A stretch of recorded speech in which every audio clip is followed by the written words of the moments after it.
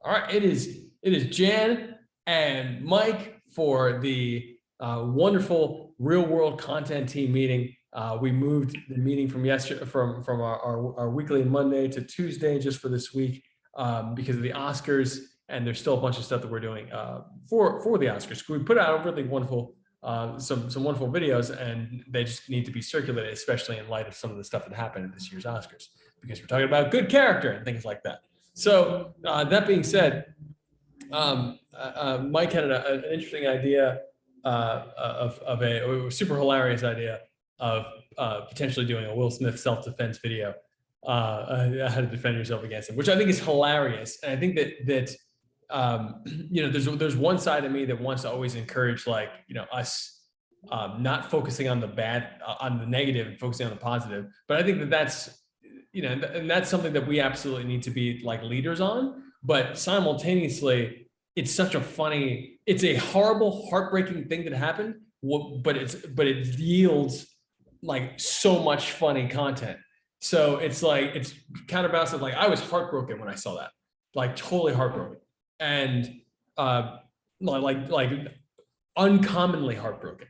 And so I'm like, wow, man, this is not usual that I feel like this. This is horrible. This is a horrible moment. But that being said, I was very excited. I'm like, man, the internet's gonna go crazy on this. There's gonna be some hilarious stuff though. So when it comes to, and we got creator coming in.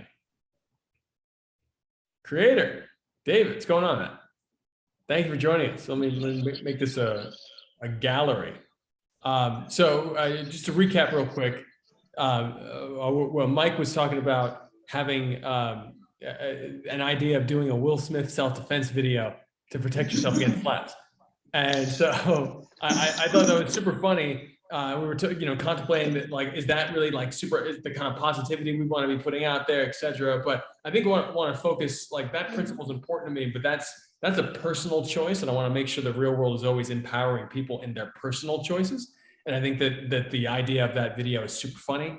The one thing I would say is that from a real world standpoint, and Mike, this is where we left off before I started the recording, is that my intention with the and David, if you know, with your TikTok as well, and Mike, if you have a TikTok, I would love it if you guys could stitch. And David, you probably know more about TikTok than I do, because I'm still fairly new to it. But essentially, stitch your videos, like David, your speech was fantastic. Stitch your video to the video that I put on there that was a template video, meaning it is the plain video with no vocals. It's just the image. I tried on TikTok to add the video I put out last week to the template that I put out this weekend or on Friday, whenever I sent it to you guys. And the video that came out had no audio at all. So it was only the audio from the original video, not my audio. And so I'm like, that's problematic. So I'm like, this is, and I didn't notice until Juice, AKA Cody, from JFH, he commented on the video, like, hey, is it supposed to be muted, or did TikTok mute you? And I was like, I have no idea. So as a test, if you guys can just upload your video and not upload, like, to be more specific, like, there's that stitch function. Do you guys know what I'm talking about? The stitch function? Yeah. So, like, if you could try stitch, and then what I should have done, and I did not do, was I should have lowered the volume of the original video, because you can control the audio, and I left it as normal, which is my audio and the original video's audio, meaning the new video I'm stitching to it, and the old video that is being stitched to. I left them equal, and I should have just put it 0 on that first one to test it, because I think that's what's really more valuable than than just posting the video on its own. So anyway, that's a thought. But if you guys can do that, that's wonderful. But I think what I'm still going to post your stuff on our other platforms that you sent me. So that's stuff that's still on my to-do list, for today and tomorrow.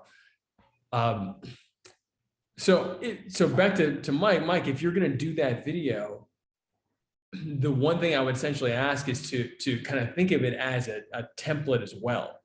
So in other words, like what kind of video, like could we stitch to your video? Like thinking in that sense, because I feel like that's a really hilarious idea of you, maybe it's a shot of you and a shot of you reacting to the slap, and of course there's, I don't know if you're going to shoot this on your own. One moment that might be challenging is you getting slapped yourself. If you're only shooting it by yourself, so you might need a handoff screen, but maybe,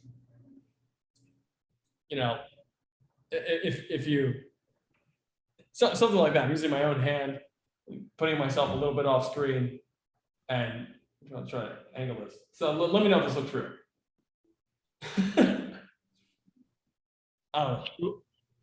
Because he came down on the, it was an angular slap. It wasn't a normal slap. It was like a palm. Very dangerous palm. And what I would probably do, given that Sensei Claus is kind of a cartoony character, is I would just put a boxing glove on a stick and make it really obvious. That's hilarious. That's amazing. Like, you guys talk back in a second. I mean, the creator, I'm interested in any ideas you might have as well for this week, because I didn't have any, but my default is that if we're not working on something specific for ReelwUrld, the most valuable thing that I think we can do as a team is actually completing like a journey challenge. And like the journey challenges that are on the JFH app, all strung together, should amount to something like a mini movie. And if we have journey challenges from each one of you guys, it's going to give people more clarity on how to use that section of the app. So, that was going to be my default for this meeting today. But then Mike mentioned the slap self-defense, which I think is funny. But especially for his character, I think it's really super funny.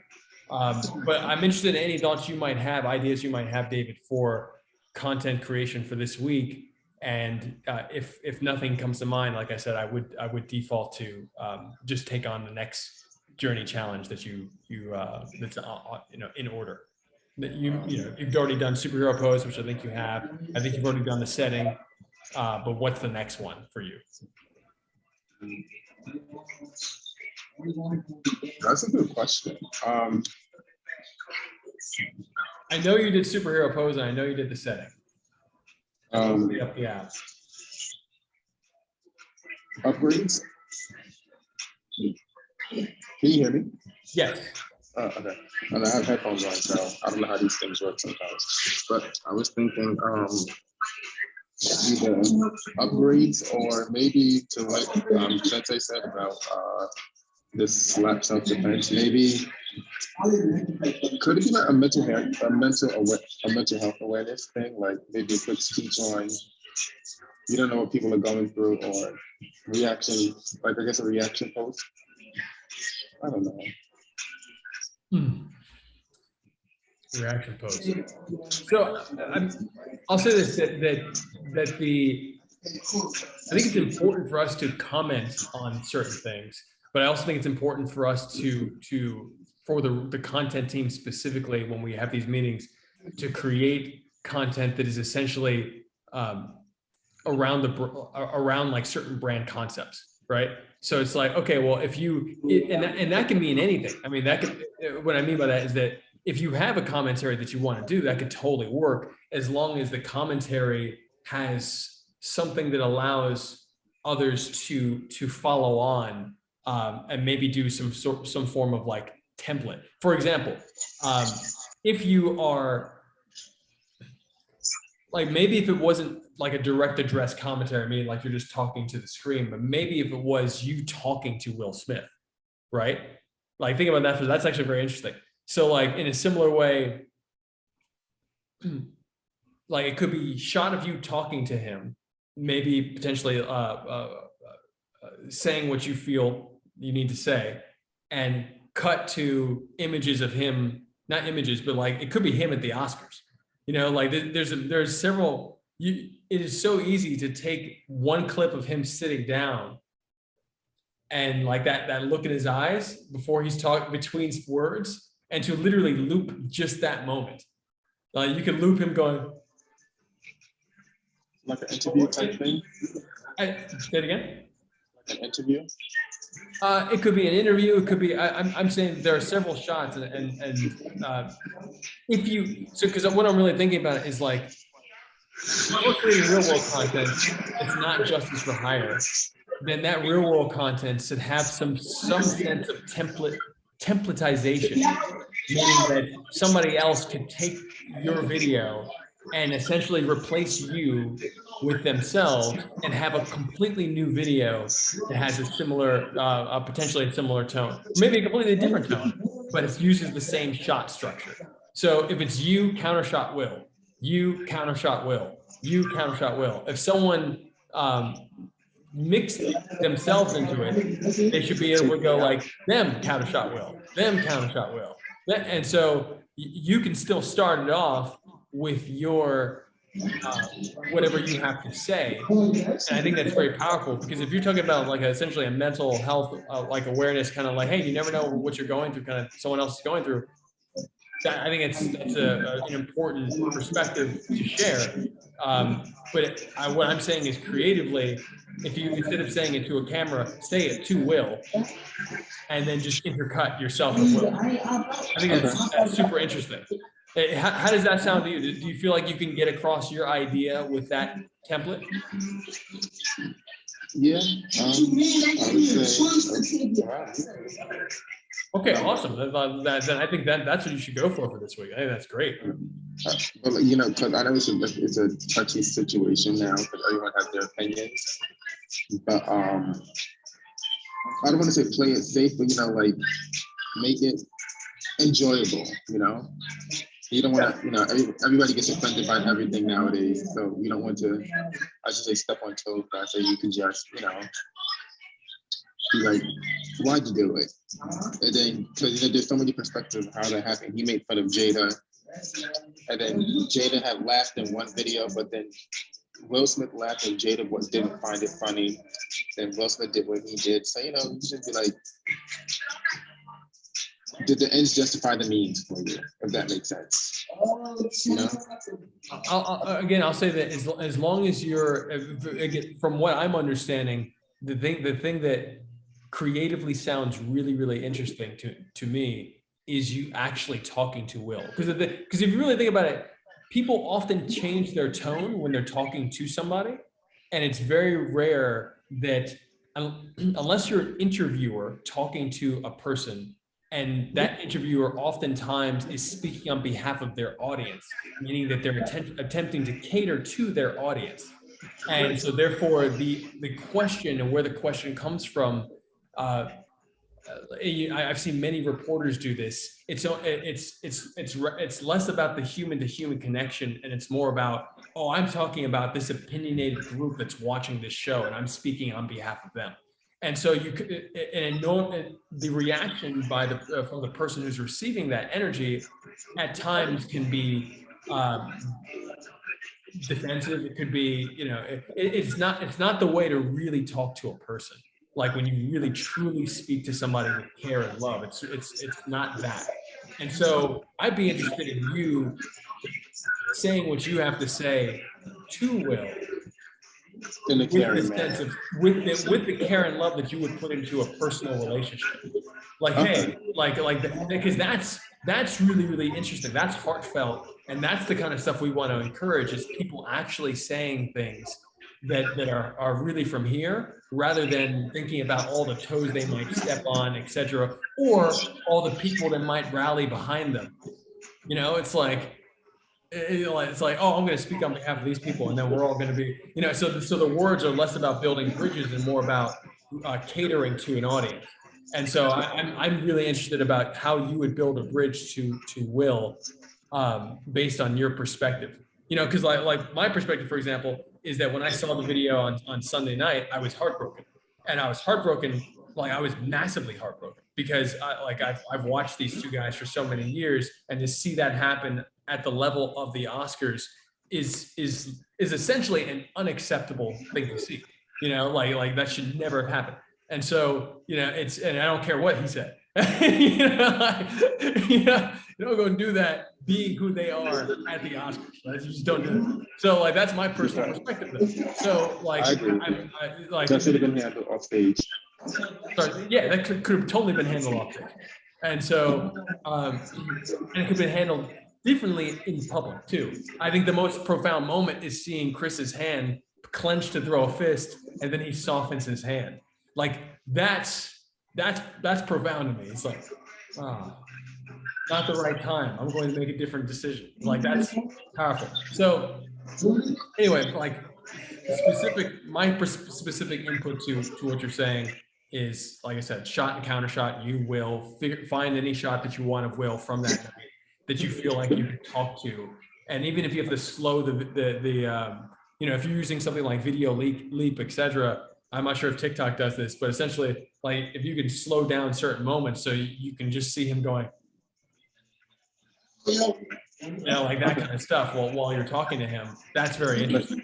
But again, these are just ideas. But templatizing anything we do should be one of the themes for what we do with these weekly clubs. Okay. Mike, you brought over the little fist. No, I was just thinking in general. For templates, the trick is there are some things that work for some characters and not others, Like, not to get too much into branding at the moment. He's kind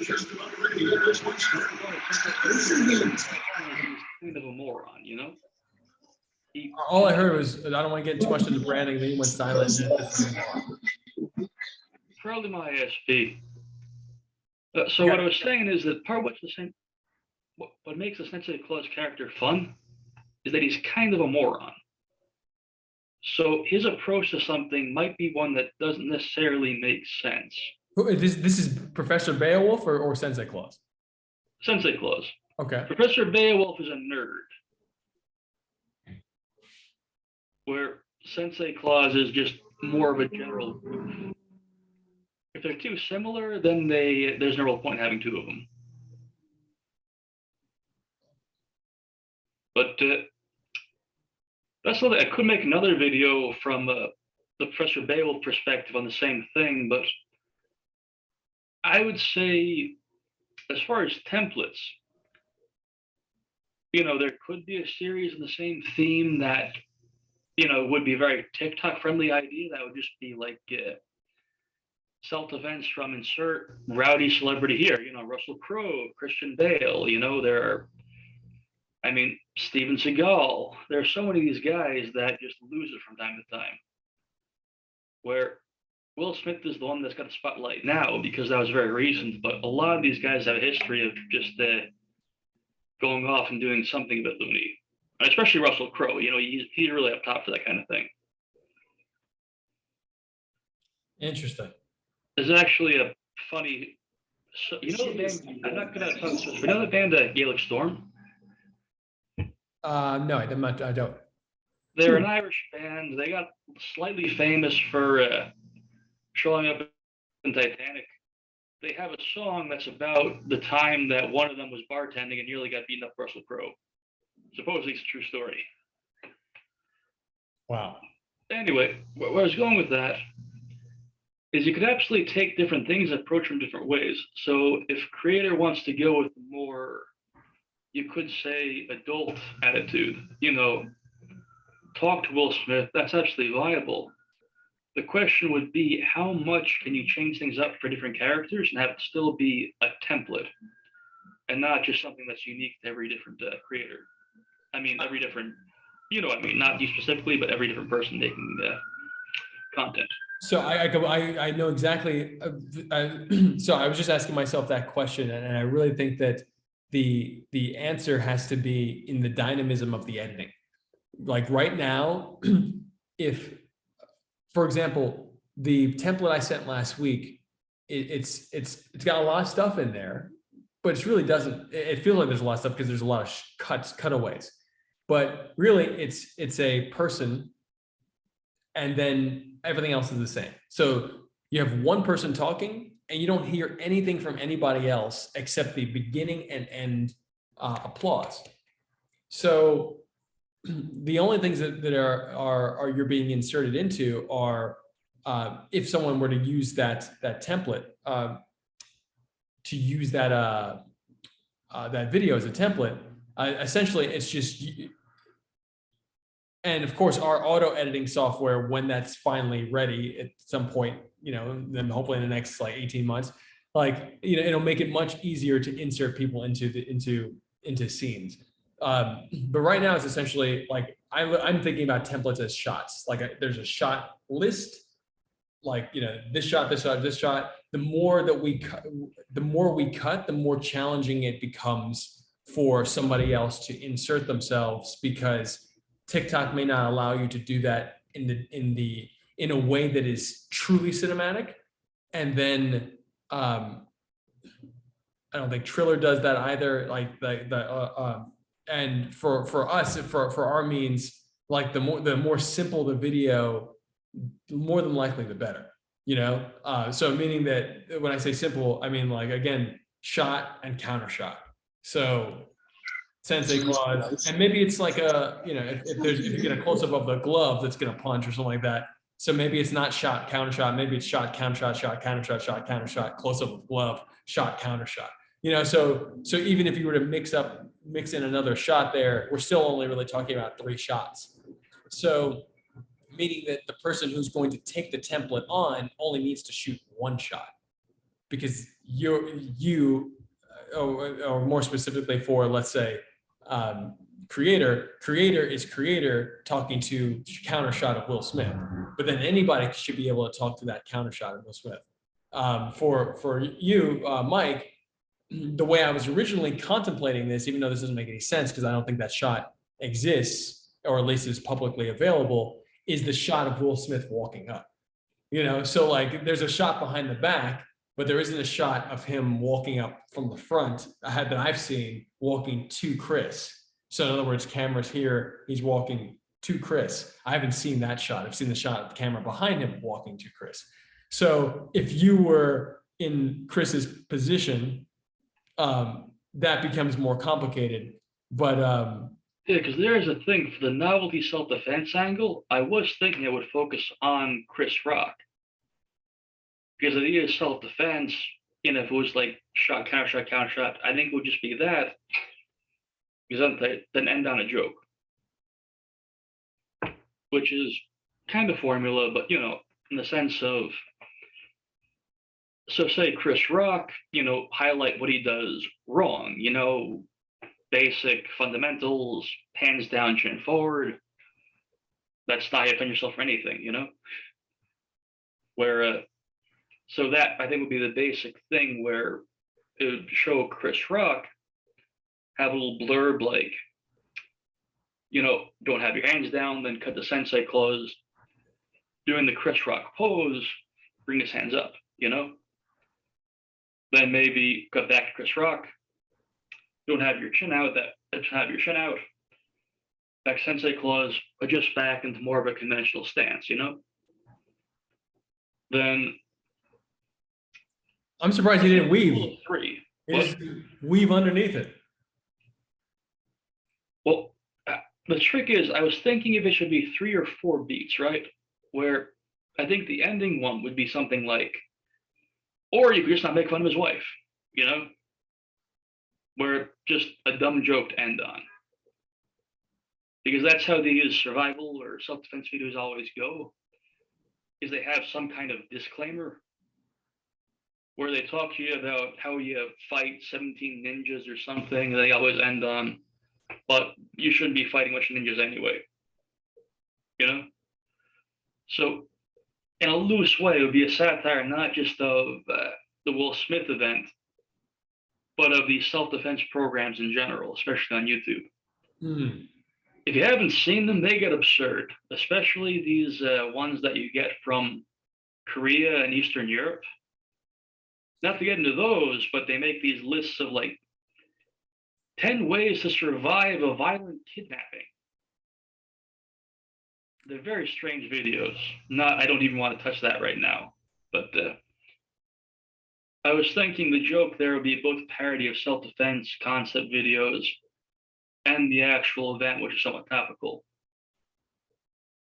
Because it's just a kind of surreal take, I thought, where nobody sees that and thinks, oh man, what if Will Smith comes and beats me up? What do I do? Question. So is it going to be like? That makes sense. Is it like a comedy thing, or is it more like okay? So for instance, let's say, so like you said, you have the clip of Will Smith walking from the back, right? So you should have like that clip, and then are we replacing Chris Rock or? So to be clear, I'm gonna mute you for a second. Hard to be clear, we're talking about two different videos because creator, you have your video that you're gonna speak from the heart to Will, and then Mike has his video where he's going to. So no, we're only talking about we're talking about you doing your video and him doing his video, which are two different videos. And so both of them are in the theme of this past weekend's Oscar experience. Both of them should be templates for other people to be able to potentially come on and expand upon what you've done. And for them to be templates, the criteria is to make the shot sequence simple. So for creator, for you would be shot of you, shot of Will. And essentially it just those two things. You can pick any shot that you feel like is valuable that seems like you're talking to him. And one main thing to always keep in mind is something called the 180-degree rule, which is all about eye lines. It's actually more about, it's about camera placement and eye lines and how the audience reacts to it. And I've talked about this in the past, but essentially, and there's a bunch of great YouTube videos on it. I highly recommend checking it out. But that just means that if you're talking to Will this way, that Will's face is going to be facing this way. So, or if you're talking this way, Will's face is going to be facing this way. So I recommend that anything that you, well, you can unmute. I couldn't hear you. So basically, like, you want it to look natural. You don't want to look like I'm looking at this and then we're both facing the same way, because then when I have a direct conversation, basically. So you would be looking at each other and potentially at each other's eyes. So whenever you place the camera, I think the first thing you want to do is actually pick the shot that you're going to use of Will, and you can always keep on repeating the same shot of Will if you want. You can speed it up, slow it down. You can just keep it normal if you found one. So when he's giving his speech and he's crying, like there's many moments where he's just kind of silent, looking down and doing that. And like you could literally just cut that moment, him doing that, and just, you know, if his head is down this way, if I remember correctly, the angle, it was the shot was from over his left shoulder. Was aiming toward his left shoulder. So it was about 45 degrees out, if I remember correctly. So that means that the camera, your camera, would be 45 degrees out from your right shoulder. So and again, all you have to do is think about matching the pictures. If you put a picture of Will here and a picture of you here, and you're both looking in a direction, it should almost look like you're looking at each other. But because it's the camera, because the camera angle, they may look a little slightly to one way or the other, but essentially the audience will get the sense that you're communicating with Will, versus if he's this way and you're this way, which a lot of YouTubers get away with, but that's why you know, the YouTubers are viewed as less premium content. Like a lot of times you'll see people who do fun videos where their 180-degree line is all over the place. And it does affect the audience, and it's, you know, essentially unprofessional, but you know, so it's a really easy thing to avoid, which is just knowing like, hey, Will's this way, so I'm that way, or Will's this way and I'm that way. So yeah, we're talking about two videos. I mean, we're talking about one video from each of you guys. Creator, you're the one talking to Will, and Mike, you're the one who's going to give a tutorial about how to avoid that.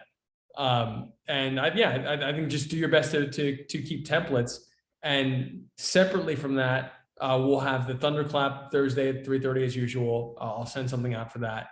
And outside of the Thunderclap, if you can, if you have the time, it's not, not like a mandatory thing or anything like that, but if you have the opportunity to upload your video to TikTok via the stitch button on the, and I'll show you right here, the stitch button. Oh, no, I just clicked one of the TikTok notifications. I don't want them to think that I like those, because I for the most part, I don't. Skipping that. All right, stop watching.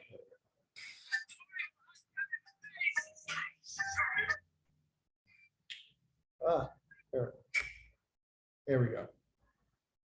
So right there in the center, you see the one with the gold Oscar. That's the template. So there's nothing there, it's just the background. And if you just press this one button, you'll see who made the sound. I had my, and then it says you can, use this sound. So I use that sound, but I'll try it. I'll try it here. But yeah, if you guys could try it on your end, see if you get the same. It looked totally normal to me. Nothing seemed wrong. And then I uploaded it, and so insufficient storage. Yeah. So I even have too much stuff on my phone right now. I gotta clean it. It's the whole thing. I have to do that every few months for some reason. I don't understand why. But yeah, guys, I mean, if there's any questions, I feel really good about the idea, both of your ideas, and I'm very excited about seeing them. So you guys feel good? Yeah, so this is a bit of a ramble, but I'm prone to that in these meetings. So I think I've told you, one thing I was planning on doing never really got materialized was having Professor Beowulf and Sensei Claus be kind of antagonistic, because that makes it easy to make content between two of them. I think that really has legs in the TikTok forward direction, because the way that I've been going with Instagram, I've been getting results, but nothing that I think is real headway, like some likes, some engagement here and there. But I think with the way things are right now, it does make sense to pivot towards TikTok, at least unless it doesn't wind up being very successful either. Just because, people are moving towards shorter and shorter form content, and that's what TikTok is right now. Yeah. Also, just it's inherently more viral than Instagram is these days. And also, the fact of the matter is, at this point, Instagram is kind of like YouTube, where a lot of the creators are very entrenched and established. So TikTok does have a potential benefit of still being, it's established too, but there's more room to grow in that, I would say, given that they don't yet have as much in the way of big time stars. Another thing I was thinking of, which we don't have to get into now, but in terms of, we're always talking about the value ReelwUrld has, because it's a bit of a complicated concept. I forget exactly what you said that made me think of this. I think it was the bit about YouTubers not being seen as premium content. There's definitely an interesting thing where we've seen YouTubers hit real levels of stardom and fame, but not be able to transition that into established media. The ones I'm thinking of, I'm sure there are more examples, would be Logan Paul and Fred. Where Logan Paul, I don't know if you guys knew this, he had a very brief acting career. He was in a couple of movies, but no one ever really taught him how to act. I don't know if he has the potential to be an actor to begin with or not. I don't really follow the guy.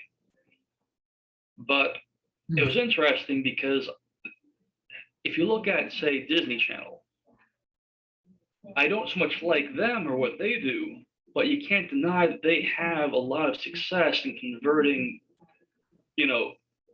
C-listers to A-listers, not everybody survives the process, and there's a lot wrong with it, but they've done it a million times. Where, again, YouTube, they tried to convert Logan Paul and, like, also Fred. If you know the Fred character, he's been dated now. Well, But he also had a, what?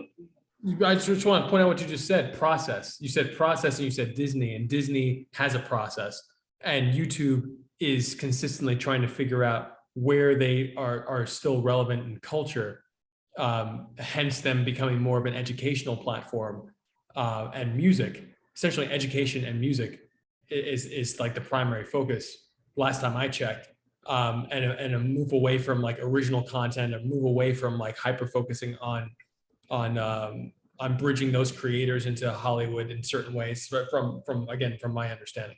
So, Well, that might not be material for today, but that's also interesting because if you didn't know, YouTube has a channel structure where different channels basically own different creators or manage them. And to my knowledge, one of the biggest YouTube, I'm not even sure what you'd call it. multi-channel network. Yeah, say networks is Maker Studios, Yeah. which is owned by Disney. Yes, which was the multi-channel networks fell apart many years ago. The Maker Studios was one of the reasons they became very popular, because Maker Studios was one of the first movers on essentially collecting YouTube channels and talent and managing them, et cetera, and really setting up a lot more organization in the ecosystem. And then everyone wanted to get into the game, including Justin Lin, who directed the Fast and Furious franchise. And he started Yum Yum F, You Offend Me, You Offend My Family.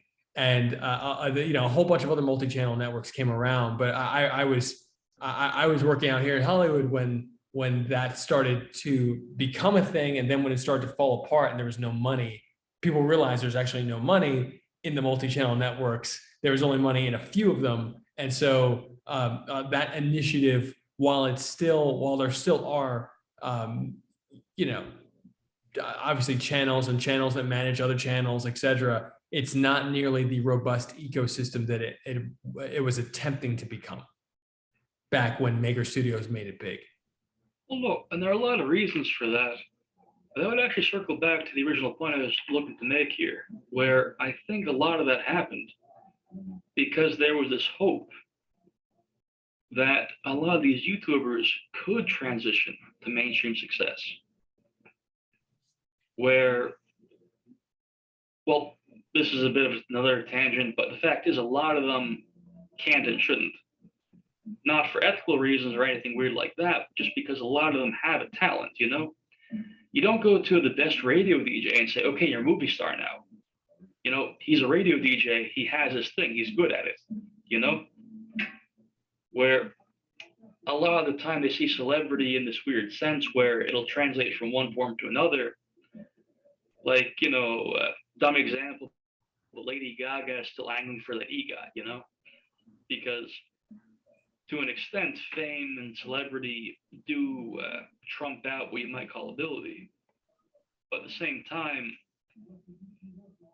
a lot of people are really just good at one thing, especially in this format of their creators, where, if you look at the best musicians in the world, they're usually session musicians. You know, there are session musicians who are massively talented, who play for the most famous, well-known people in the world, but don't have their own work because their talent isn't writing, it's performing. So that's another weird thing. But basically, I think part of where that went wrong is they thought we have all this talent that's going to translate so well to other ventures. And it just never translated that well because they were never supposed to. They were doing what they were good at already. I completely agree with you. Essentially, what that means to me is that there's when you create new talent pools and you focus them on the same ecosystem, which has very little opportunity. Like there's not a lot of opportunity for actors. Like there's only a handful get chosen. There's not a lot of opportunity for music stars. Only a handful get chosen by the label. A handful gets chosen by the studio. A handful. So if you're attempting to create a new think tank, talent incubator, etc., whatever you want, and then you focus it only on that ecosystem, which is already established, the pre-established ecosystem, there's still only so many ways and so many opportunities for only so many people, which is part of the reason that the comic book industry hasn't grown. So like the comic book industry is a very small industry, and it hardly, it's super small. It's like $1 billion, circa. Sometimes it's not even hitting that. So, it's really, I think, important, especially when it comes to the real world conversation, to recognize that our success is not necessarily saying, hey, we're going to go and make movies for this ecosystem so people can go see it in a theater per se. It's really more so about us creating the ecosystem, and that is self-sustaining, where people are coming, they're like, oh, okay, we made this together. We can see it together. We don't necessarily need to break into anywhere. What we're doing is creating so much value. And then other people are coming to us saying, hey, can you do that for us? Can you do this for Batman? Can you do this for, Star Wars, etc.? And what this is essentially the gateway. Can you open up the gateway for the audience to actually create in an organized fashion that allows us to take that organized content and organize it even further to augment our larger stories of the franchises that we own. Now, that's me speaking as a studio. Like I own Star Wars or I own Batman. How do we allow the audience into that? And the only way that works, it's not going on TikTok and saying, hey, TikTokers, go make this scene and maybe we'll find it. You actually need a system of thinking. You need a system of processes. And you need everybody who's a part of that system to actually understand why we're doing it, which is why it's so important that you guys, if you're making a video or David's making a video, that you guys are thinking about this video as if for the purpose of this meeting and the purpose of these meetings going forward, that you're thinking of them as templates for other people. Because otherwise, what differentiates a fun video from a fun video? It's really has to be the thinking that, can somebody else take this exact format, remove me, jump into it, and then now they have their own version of this video that can be a little bit different. So the thing about mine that I put out last week, when I took myself out, notice that I left in Keanu Reeves. And so Keanu Reeves that's a very opinionated thing to do. One might say that I limited people's creativity by putting Keanu Reeves in there, which is totally a viable thing to say. And I thought about that before I put it out. I was like, should I take out Keanu? But what I'm getting at is that you can still be creative with Keanu in there. To a certain extent, you can even, if you wanted to, leave your shot on longer and cover up Keanu so that you don't see him. And you can always edit the thing down and make it shorter, make it longer. There's all these different opportunities because it's a piece of content, but it's a templatized piece of content. And this is foundational thinking for us as we start to go into an automated templates. Because once we get into automated templates, which we've contemplated for many, many years, and that's why part of why we're fundraising is to build that technology. Those other templates are going to, it's our thinking now that's going to yield that thinking, and it's going to make you guys and us as a collective experts in that what's to come by thinking now as how do we make something that other people can play with too. So I think it's amazing that you brought that up, because essentially it really all comes down to ecosystem. And the ecosystem really has to go all the way down to the details of like what we do on a daily basis. So what's interesting about that is, as everybody knows these days, meme culture has gone farther than ever, If you're online, I remember back when I was an annoying teenager, it went to the extent of essentially macros, where you would have an established character and fill in what they were saying. my favorite back in the day was Courage Wolf, who's just an angry wolf on a silly background who shouts crazy motivational phrases. And there are a lot of others, but that's just an example of the kind of thing that we were into back then. Where now it's developed from, we would call it traditional rage comic format, which essentially used a bunch of familiar characters that would regularly interact to the point where things became an open source comic book.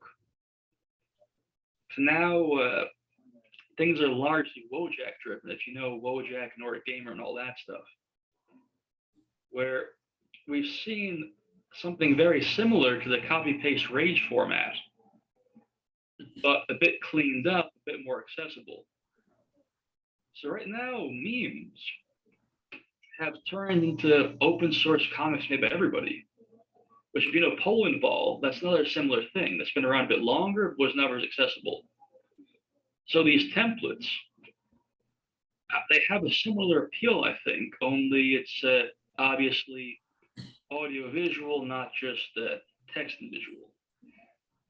So that could really catch on if done right. That is so brilliantly put.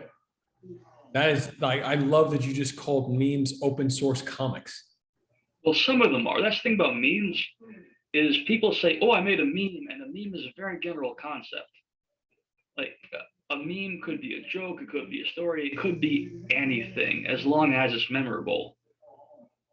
The idea of a meme originally is just a concept. Well, basically the idea is that if you keep on telling a story, for example, certain elements will change, certain elements will remain. You know, like this is a bit of a reach, but the biggest meme ever is probably the hero's journey, which is another Joseph Campbell thing. Mm-hmm. Where if you look at, they're older, but the oldest story I know of is the Epic of Gilgamesh. That's the only one I can actually tell you anything about. If you go older than that, I'm lost because I haven't read those things. But there are elements of the hero's journey that are within the Epic of Gilgamesh. And if you progress that across the years to other stories, there are still common elements, despite these from being different cultures, different languages, different people, different times. There's still a few bits that are the same. Those would be the memes, the bits that retain that structure. Or for a much dumber example, I mentioned, you know, my old buddy Courage Wolf. The concept of Courage Wolf remains. The thing is, in the Courage Wolf meme doesn't have the right identity. So even though the text changes, the joke changes, the character stays the same. And that's a specific variety of contemporary meme, the image macro. So I was going at, and I know you guys got to go, we're a little bit over time, I guess, is that that's like a next step where we're already at, you know, we've already got a foot in the door right now with TikTok being a popular source of audiovisual memes. But this would be a more directed move towards audiovisual memes that have a designated structure that somebody actually creates and puts out with an intended direction instead of TikTok, which is mostly random. So this has become potentially one of the most important, or the most important real world content call to date because of what you're saying. So, I mean, I feel like you just pulled for anybody watching this, and we may have to pull from your video for what you're saying here, because for what you just did is you clarified from a meme, connecting that to comic book culture, which is essentially the foundation of essentially Hollywood at this point, and the only thing that a kid will sit down and watch for 3 hours is a Marvel movie, and you connected that to the concept of the hero's culture actually being a meme, the hero's journey being a meme, and then how the templatization of that hero's journey as in short form content can catch on if done properly. And I hope, like, correct me if I haven't capsized this properly, recap this properly, but that's essentially yes to everything you're saying. I mean, that's essentially what we're attempting to do with ReelwUrld, which is to allow that to happen for people with their phone, while also recognizing that for that to happen, all these other elements need to be at play, from the thinking of how you develop a massive story to how people tangibly create on their phone. And so, and then how they actually view it together versus viewing it alone, and all these other opportunities. And again, that becomes a self-contained ecosystem in which other ecosystems can then emulate, learn from, collaborate with, etc. And so that is a very, very huge deal that you touched on. And I do have to jump off now, but that is a huge, huge deal. And I'm going to title this video accordingly, because it's a really, really big deal, man. So thank you for bringing that up and thinking that way, and helping to clarify what we needed. And if other than that, David, thank you also for being here. I'm looking forward to, again, one video from each one of you guys. David with the heartfelt one, counter shot, Sensei Claus with the funny one, and I'll send you guys the thunderclap, and I'll also send out an email too for everybody with the thunderclap link. Potential hashtags and everything else. And please, if you can, try to stitch that video on TikTok from last week too. All right. I love you guys. Thank you again. Have a great day.